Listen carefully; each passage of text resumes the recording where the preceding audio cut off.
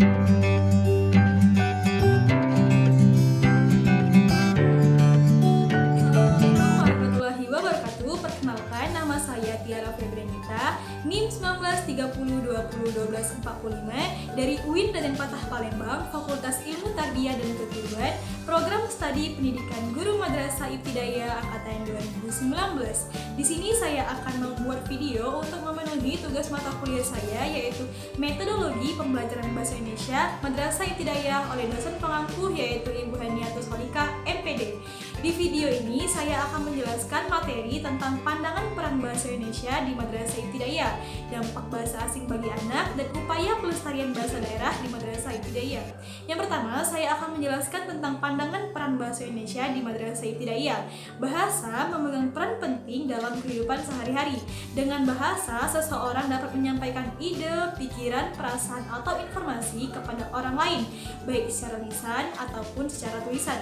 Sedangkan bahasa Indonesia memiliki peran sentral dalam perkembangan intelektual, sosial, dan emosional peserta didik dan merupakan penunjang keberhasilan dalam mempelajari semua mata pelajaran.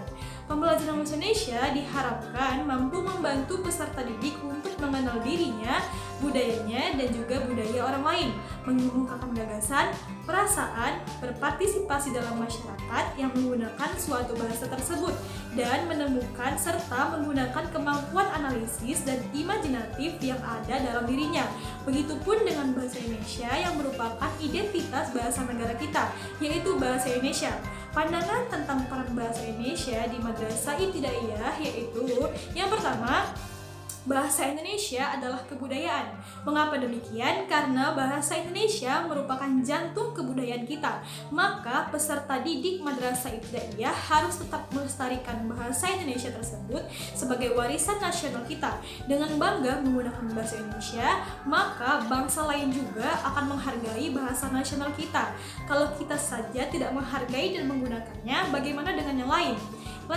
Lalu yang kedua selanjutnya yaitu potensi bangsa sendiri. Peserta didik dapat mengembangkan potensinya sesuai dengan kemampuannya, kebutuhannya, minat, serta dapat menumbuhkan penghargaan terhadap hasil karya dan hasil intelektual bangsa sendiri. Yang ketiga, berkomunikasilah dengan yang baik. Peserta didik dapat mempelajari bahasa Indonesia, maka diharapkan dapat berkomunikasi secara efektif dan efisien sesuai dengan etika yang berlaku, baik secara lisan maupun secara tulisan.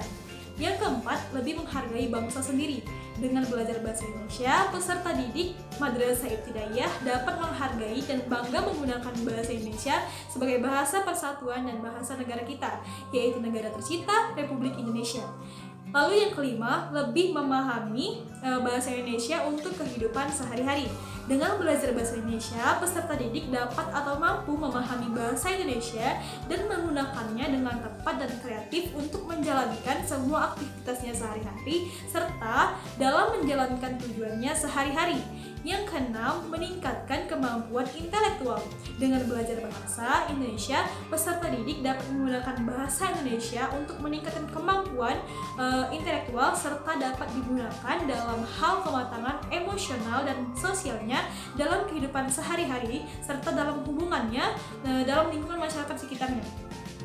Lalu yang ketujuh, memperluas wawasan dengan belajar bahasa Indonesia. Peserta didik dapat menikmati dan memanfaatkan karya sastra untuk memperluas wawasan, memperhalus budi pekerti, serta meningkatkan pengetahuan dan kemampuannya dalam berbahasa. Yang kedelapan, melestarikan budaya bangsa sendiri.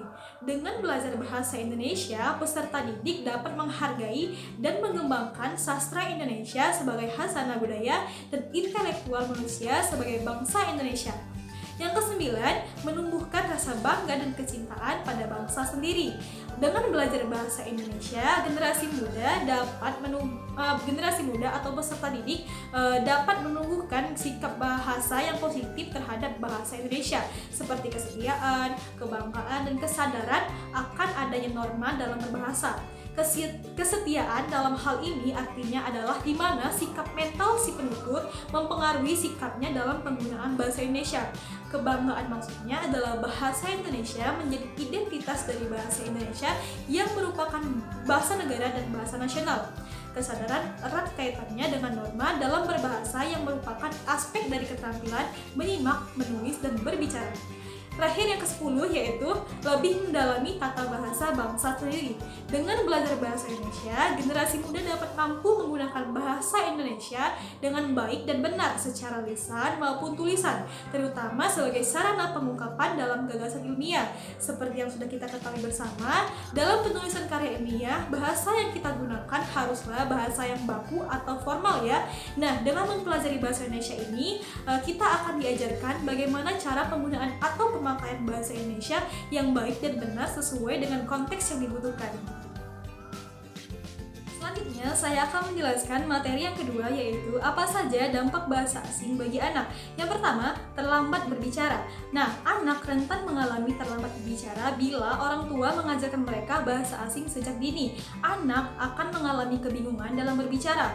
Anda mengajarkan bahasa asing, tapi di rumah semua orang berbicara bahasa Indonesia. Tentu, anak akan kebingungan memilih bahasa mana yang digunakan untuk percakapan sehari-hari dan kemudian menghambat kemampuan bicara mereka. Yang kedua, yaitu kemunduran bahasa. Ternyata, mengajarkan anak berbahasa asing terlalu dini juga bisa menyebabkan kemunduran bahasa, karena dengan belajar bahasa asing, jumlah kosakata yang dikuasai anak harus terbagi. Misalnya, seharusnya anak menguasai 20 kosakata dalam 1 bulan, namun porsi tersebut terbagi menjadi 2, 10 kosakata bahasa Indonesia dan 10 lagi bahasa asing. Hal ini dapat menyebabkan anak terlambat menguasai bahasa.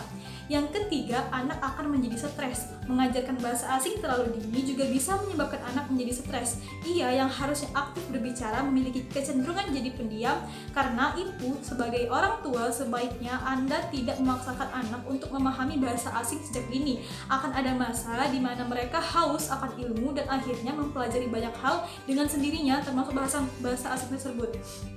Selanjutnya, yang keempat yaitu anak tak mengenal budaya aslinya. Anak tak mengenal budaya aslinya adalah salah satu dampak negatif anak belajar bahasa asing terlalu dini. Sejatinya, anak mengenal budaya aslinya salah satunya lewat bahasa.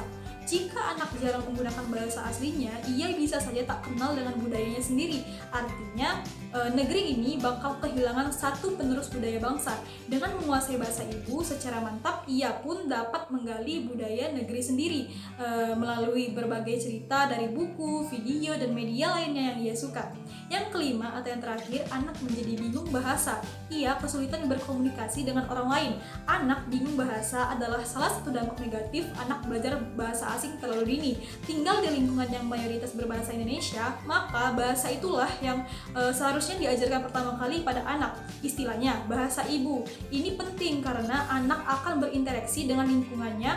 Kalau bahasa yang tidak cocok, dikhawatirkan anak menjadi bingung dan tidak bisa berkomunikasi dengan lancar dengan orang-orang di sekitarnya. Usia kritis dalam menguasai bahasa ibu adalah antara 2-4 tahun.